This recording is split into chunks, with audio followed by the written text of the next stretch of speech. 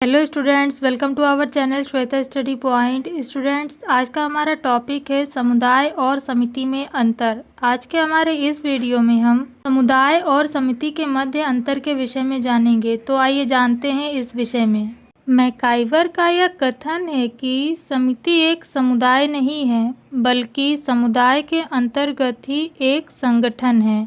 MacIver का यह कथन जहां एक ओर समिति और समुदाय के अंतर को स्पष्ट करता है, वहीं दूसरी ओर इनकी पारस्परिक निर्भरता एवं पूरकता पर भी प्रकाश डालता है।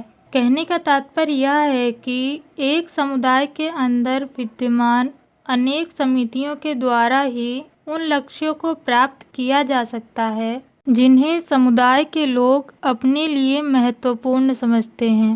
दूसरी ओर विभिन्न समितियों की कार्यकुशलता के आधार पर ही उनसे संबंधित समुदाय का एक विशेष स्वरूप बन जाता है। इस दृष्टिकोण से यदि देखा जाए तो समितियां समुदाय के विकास का एक प्रभावपूर्ण माध्यम है।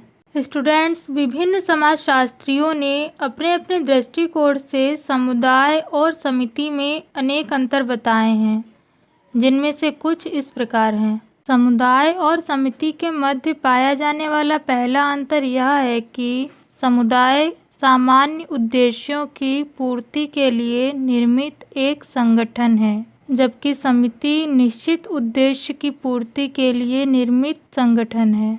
समुदाय और समिति के मध्य पाया जाने वाला दूसरा अंतर यह है कि समुदाय का जन्म स्वतः होता है, जबकि समिति का निर्माण मानव समूह द्वारा सोच विचार कर किया जाता है। समुदाय और समिति के मध्य पाया जाने वाला तीसरा अंतर यह है कि समुदाय की सदस्यता अनिवार्य होती है, जबकि समिति की सदस्यता अनिवार्य न होकर ऐच्छिक होती है। समुदाय व समिति में पाया जाने वाला चौथा अंतर यह है कि समुदाय की प्रकृति स्थायी होती है, जबकि समिति की प्रकृति अस्थायी होती है। समुदाय और समिति में पाया जाने वाला पांचवा अंतर यह है कि समुदाय साधन न होकर साध्य है, जबकि समिति साध्य न होकर साधन है। दूसरे शब्दों में कहें तो समुदाय साध्य है, जबकि समिति साधन है। समुदाय और समिति में पाया जाने वाला छठा अंतर यह है कि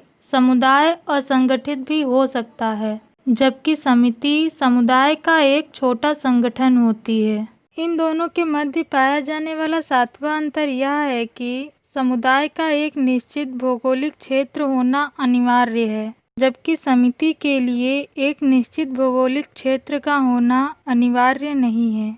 समुदाय और समिति में पाया जाने वाला आठवां अंतर यह है कि समुदाय में हम और सामुदायिकता की भावना का होना आवश्यक है, जबकि समिति में सामुदायिकता की भावना का होना आवश्यक नहीं है। दूसरे शब्दों में कहें तो समुदाय में सामुदायिकता की भावना पाई जाती है, लेकिन समिति में सामुदायिकता की भावना का होना आवश्यक नहीं है।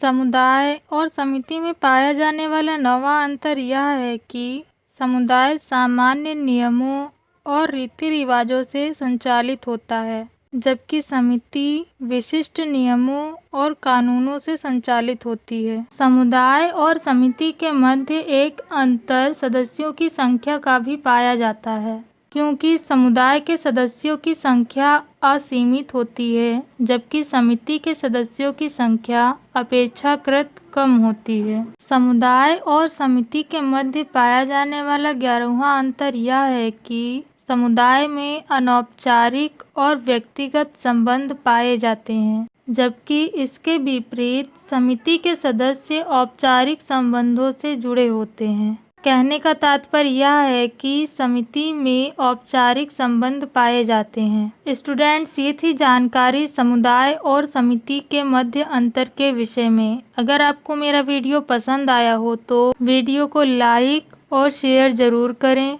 चैनल को सब्सक्राइब करना ना भूलें। साथ ही बेल आइकन को ज़रूर दबाएं, जिससे कि आपको मेरी आने वाली नई वीडियो की नोटिफिकेशंस मिल सके।